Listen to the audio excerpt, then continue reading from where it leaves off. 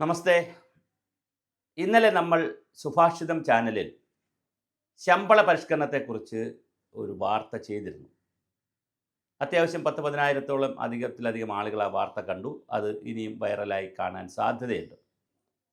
ആ വാർത്തയുടെ താഴെ കമൻറ്റ് ബോക്സിൽ ആരാണ് എന്നറിയില്ല, പേരറിയാൻ കഴിയില്ല. നമുക്ക് പലപ്പോഴും കമൻറ്റ് ബോക്സിൽ ഇടുന്ന ആളുകളുടെ പേരറിയാൻ കഴിയത്തില്ല. മെയിൽ ഐ ഡിയും അല്ലെങ്കിൽ ഫേക്കല്ല അല്ലാത്ത ഐ ഡിയൊക്കെയാണ് വരുന്നത്. അതുകൊണ്ട് ആളാര് എന്നറിയാൻ കഴിയില്ല. എന്തായാലും ഒരു 4-5 പേർ, ഒരുപാട് പേർ അത് അനുകൂലിച്ചാണ് ഇട്ടിരിക്കുന്നത്. പക്ഷേ ഒരു 4-5 പേർ ഒരു കമൻറ്റ് ഇട്ടിട്ടുണ്ട്.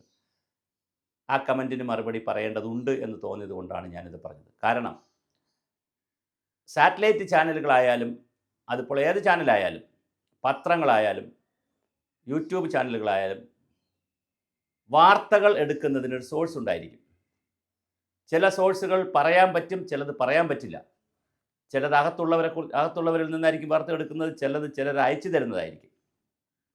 ഒരിക്കലും വാർത്തയുടെ ഉറവിടം പറയരുത് എന്നാണ് ജേർണലിസത്തിൻ്റെ അടിസ്ഥാന തത്വം. ഞാൻ ജേർണലിസം 2 വർഷം പഠിച്ചത് കൊണ്ട് അതിൻ്റെ അടിസ്ഥാന തത്വം വാർത്തകളുടെ സോഴ്സ് നമ്മൾ പറയാൻ പാടില്ല. പിന്നെ കേസായി അത് വേറെ കോടതിയിലൊക്കെ പോകും, അത് വേറെ കാര്യം.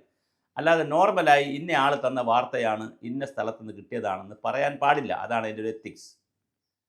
ശമ്പള പരിഷ്കരണം ഇനി നടക്കാൻ സാധ്യതയില്ലെന്നും കമ്മീഷൻ്റെ രൂപത്തിൽ നടക്കാൻ സാധ്യതയില്ലെന്നും അത് DA ലയിപ്പിച്ചുകൊണ്ടുള്ള നേരത്തെ 1973 ചെയ്തതുപോലുള്ള ഒരു മാർഗമായിരിക്കും സ്വീകരിക്കുന്നത് എന്ന വാർത്തയാണ് ഞാൻ വീഡിയോ ചെയ്തിരുന്നത്. അപ്പോൾ അതിൻ്റെ താഴെ ചോദിച്ചു, ഇയാൾ എവിടെ നിന്നാണ് ഈ വാർത്ത കൊണ്ടുവന്നത്? ഞാൻ സൃഷ്ടിച്ച വാർത്തയല്ല. ഈ വീഡിയോയുടെ ഫേസ് ഷീറ്റിൽ ഫ്രണ്ടിൽ അന്ന് മുമ്പ് 4-5 ദിവസം മുമ്പ് മാതൃഭൂമി പത്രത്തിൽ വന്ന ഒരു വാർത്തയാണത്. അതിൻ്റെ പ്രസക്ത ഭാഗം, ഫുൾ പത്രത്തിൻ്റെ ഭാഗം ഇട്ടിട്ടില്ല, പ്രസക്തമായിട്ടുള്ള ഭാഗം ഇതിൻ്റെ ഈ വീഡിയോയിൽ നിങ്ങൾക്ക് കാണാം, തുടക്കത്തിൽ കാണാം. ഇതേ കാര്യം തന്നെ വളരെ പ്രധാനപ്പെട്ട എല്ലാ ചാനലുകളും റിപ്പോർട്ട് ചെയ്തിരുന്നു. അപ്പോൾ നമ്മെപ്പോലുള്ള യൂട്യൂബുകൾ എടുക്കുന്ന വിവരങ്ങൾ തിരിച്ചും ചാനലുകൾ വിവരങ്ങൾ എടുക്കുന്നത് യൂട്യൂബിലൊക്കെ വരുന്ന വിവരങ്ങൾ എടുക്കും, പത്രത്തിൽ വരുന്ന വിവരങ്ങൾ എടുക്കും.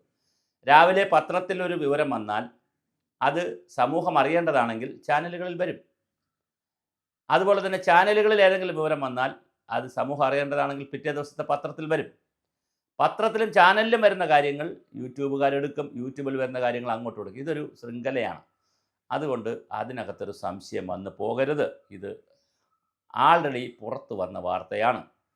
സർക്കാരിൻ്റെ സെക്രട്ടറി തല ചർച്ചയിലൂടെ സർക്കാർ സെക്രട്ടറിമാരെ ചുമതലപ്പെടുത്തി, ധനകാര്യ വകുപ്പിലുള്ള ആളുകൾ ചുമതലപ്പെടുത്തി ഇങ്ങനെ ഒരു നീക്കം നടക്കുന്നു എന്ന് വാർത്ത പുറത്തു കൊടുത്തത് അകത്തുനിന്ന് തന്നെയായിരിക്കും, അല്ലെങ്കിൽ എടുത്തതായിരിക്കും.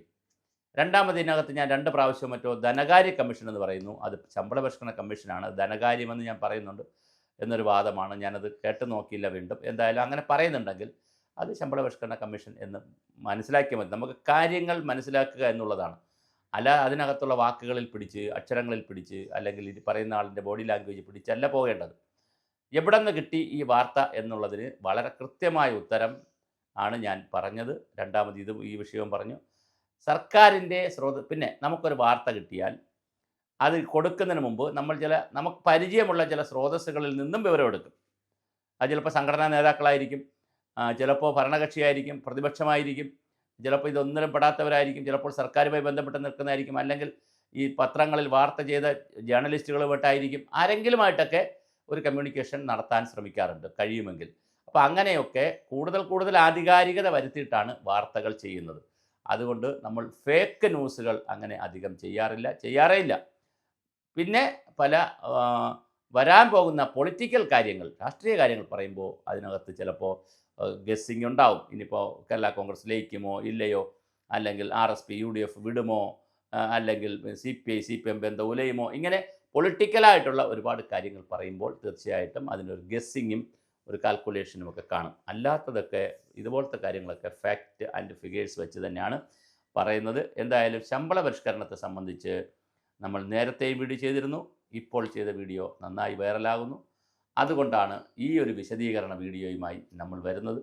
നമ്മളെ സംബന്ധിച്ചിടത്തോളം ഒരു ഡിജിറ്റൽ ചാനൽ എന്നുള്ള നിലയിൽ കിട്ടുന്ന വിവരങ്ങൾ അത് നല്ലതായാലും ചീത്തയായാലും സമൂഹത്തിന് കൊടുക്കുക എന്നുള്ളതാണ്. ഏതെങ്കിലും ഒരു വീഡിയോ കണ്ടതിന് ശേഷം ആ ചാനലിൻ്റെ രാഷ്ട്രീയമോ ചാനൽ പറയുന്ന വ്യക്തിയുടെ രാഷ്ട്രീയമോ താല്പര്യങ്ങളോ വിലയിരുത്തരുത്. കാരണം ഞങ്ങളെ വിലയിരുത്തരുത്. കാരണം എല്ലാ പാർട്ടികളെ സംബന്ധിച്ചും പോസിറ്റീവായും നെഗറ്റീവായും വീഡിയോ ചെയ്തിട്ടുണ്ട്. പോസിറ്റീവ് എന്ന് പറയുന്നത് അവരുടെ നന്മകളും മറ്റു കാര്യങ്ങളും അവർ നടപ്പിലാക്കുന്ന പരിപാടികളും, നെഗറ്റീവ് എന്ന് പറയുമ്പോൾ ജനങ്ങൾക്ക് കിട്ടേണ്ടുന്ന ആനുകൂല്യങ്ങളും സേവന വേതന വ്യവസ്ഥകളുമൊക്കെ പിഴവ് വരുമ്പോൾ അത് നെഗറ്റീവായി തന്നെ വരും വാർത്തകൾ. അത്തരത്തിലും വാർത്ത ചെയ്യാറുണ്ട്. എന്തായാലും ശമ്പള പരിഷ്കരണത്തെ സംബന്ധിച്ച് ഞങ്ങൾ ചെയ്തിരിക്കുന്ന വാർത്ത ആധികാരികമാണ്. അതിനകത്ത് പറയുന്നത് ഇതാണ്: കമ്മീഷൻ വച്ച് എടുക്കാനുള്ളൊരു സമയമില്ലാത്തത് കൊണ്ട് DA ലയിപ്പിച്ചുകൊണ്ട് പുതിയ സ്കെയിൽ നിശ്ചയിച്ച് കൊടുക്കും എന്നുള്ളതാണ്. അപ്പോൾ അതിൻ്റെ പരിമിതി ഞങ്ങൾ പറഞ്ഞു. ഒരു അനാമലികളൊക്കെ പരിഹരിക്കാനുള്ള സമയം കിട്ടുമോ, ആളുകൾക്ക് ഹിയറിങ്ങിനുള്ള സമയം കിട്ടുമോ, വന്നിരുന്ന് പറയാനുള്ള സമയം കിട്ടുമോ, എന്തെങ്കിലും എഴുതി തന്നാൽ അത് കേൾക്കാനുള്ള സമയം കിട്ടുമോ എന്നൊന്നും അറിയില്ല എന്നുള്ള വിഷയവും പറഞ്ഞു. എന്തായാലും വരട്ടെ, ഇനിയും അത് സംബന്ധിച്ച വാർത്തകൾ വരും. പ്രത്യേകിച്ച് തിരഞ്ഞെടുപ്പ് അടുക്കുന്ന സമയമായതുകൊണ്ട് പ്രതിപക്ഷ സംഘടനകൾ സമരം ചെയ്യാൻ സാധ്യതയുണ്ട്, ഭരണകക്ഷി സംഘടനകൾ സമ്മർദ്ദപ്പെടുത്താൻ സാധ്യതയുണ്ട്. അങ്ങനെ ഒരുപാട് സാധ്യതകൾ വരുമ്പോൾ തീർച്ചയായും ഈ വിഷയം ഇനിയും നമുക്ക് വീഡിയോകൾ ചെയ്യേണ്ടി വരും. അപ്പോൾ കൂടുതൽ ഡേറ്റയും ഫിഗറുകളും സോഴ്സുകളും എടുത്തുകൊണ്ട് നമുക്ക് വീണ്ടും കാണാം. സുഭാഷിതം ചാനലിനെ വിമർശിക്കുന്നവർ, സ്നേഹിക്കുന്നവർ, സഹായിക്കുന്നവർ എല്ലാവർക്കും പ്രത്യേകം നന്ദിയും കടപ്പാടും.